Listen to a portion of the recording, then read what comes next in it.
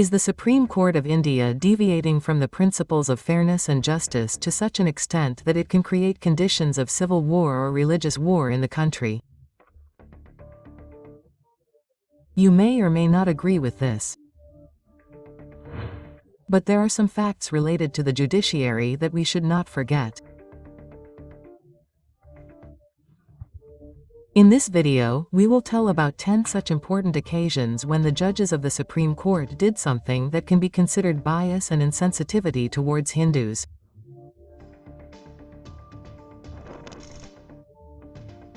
Whenever a petition was sent to the Supreme Court on the Hindu massacre in Kashmir in the year 1990, it was rejected.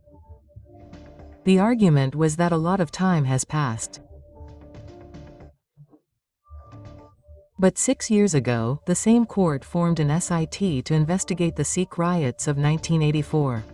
When the central government removed Section 370, which was responsible for Islamic terrorism in Kashmir, the Supreme Court formed a high-level bench to hear the case against it. Whereas it was a legislative decision which has nothing to do with any court.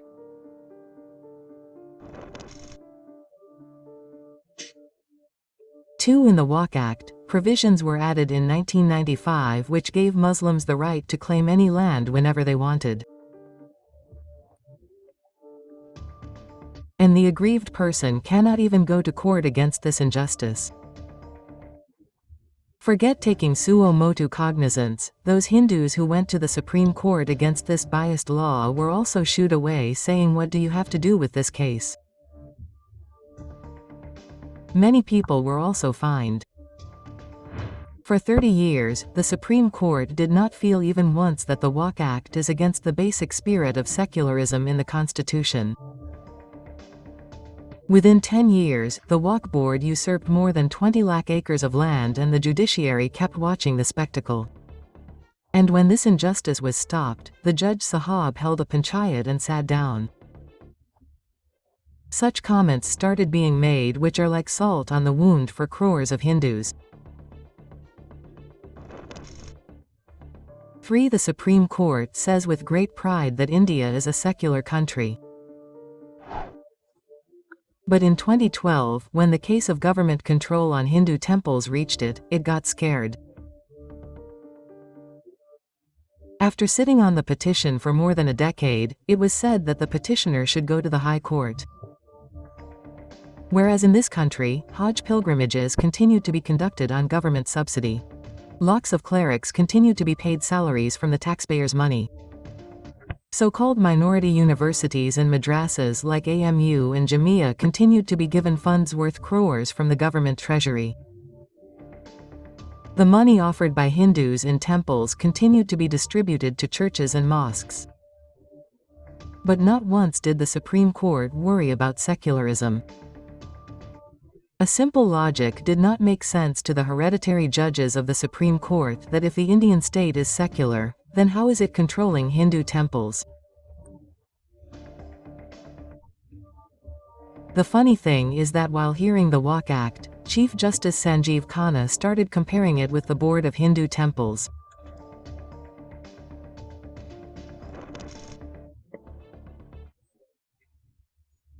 In the year 2009, 4 Congress governments made a law called Right to Education which obliges schools run by Hindus to teach poor children for free on 1/4 of the seats.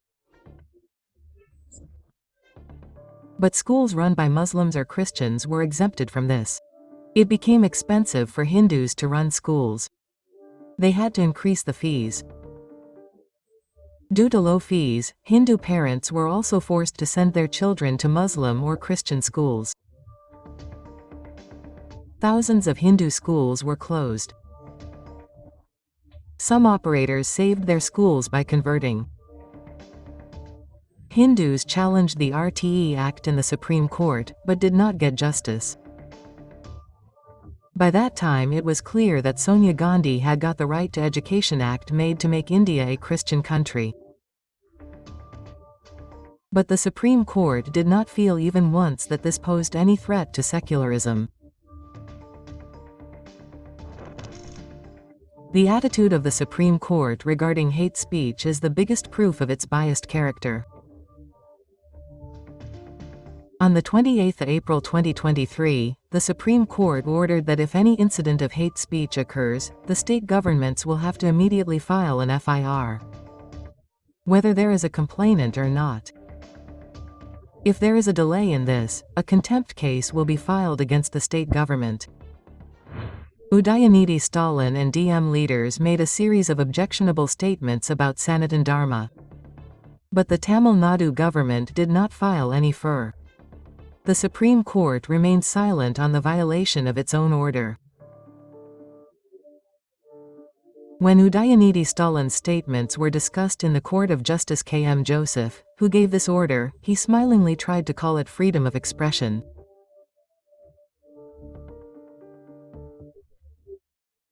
The Supreme Court has almost made it clear that when Nipur Sharma quotes verses from the Quran, it will be hate speech, and when a Christian calls Sanatan Dharma dengue malaria or a Muslim threatens to remove the police in 15 minutes, it will be considered freedom of expression.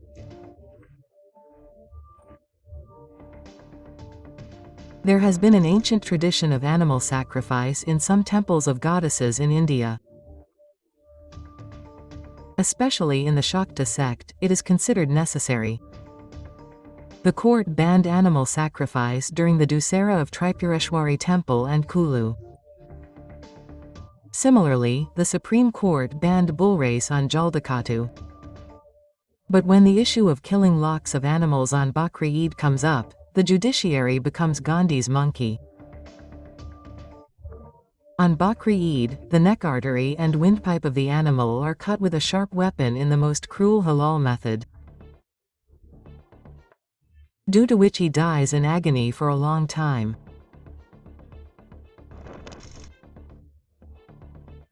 Supreme Court banned Mumbai's popular Dahi Handi festival, saying that it is a threat to people's lives. But till date no court has shown the courage to take cognizance of the bloodshed during Muharram. Supreme Court has banned Diwali firecrackers on the pretext of pollution, whereas it has been proved that pollution is caused by burning of stubble in the fields during that time. Every year thousands of Hindu families are harassed on Diwali on the orders of the court. But when fireworks are burst in Muslim-dominated areas on Pakistan's victory, the court never takes cognizance of it. 9 Ayodhya Ram Mandir case, which Hindus consider as their biggest judicial victory. In the same decision, Supreme Court declared the Places of Worship Act of 1991 as correct, whereas Ayodhya was kept out of it from the very beginning. Reading the decision, it seems as if the judges are venting their personal frustration in exchange for giving the Ayodhya temple to Hindus. These comments of the Supreme Court in the Ram Mandir case are a violation of the principle of universality of justice. Tenshani Shingnapur and Sabarimala are the most horrific examples of judicial discrimination against Hindus in India.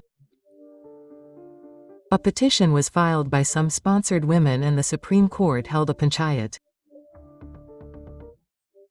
as if women were not allowed to enter these two temples, some big disaster would happen. During the hearing, those judges also made absurd comments on Hindu customs and traditions in whose own religions women are not allowed to enter places of worship. But in those days, when the issue of entry of Muslim women in Ali Dargah and other mosques came up, the Supreme Court covered it up.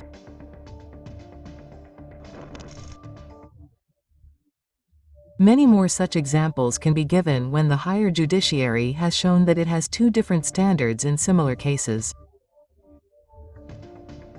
Whether they are doing this unknowingly or intentionally, we do not know. But whatever they are doing is no less than playing with fire. In such a situation, this seems more like an experiment than a coincidence. The dynastic judges of the judiciary are either under too much influence of the global left or they are becoming tools of some deep state through which preparations are being made to push India into anarchy and civil war.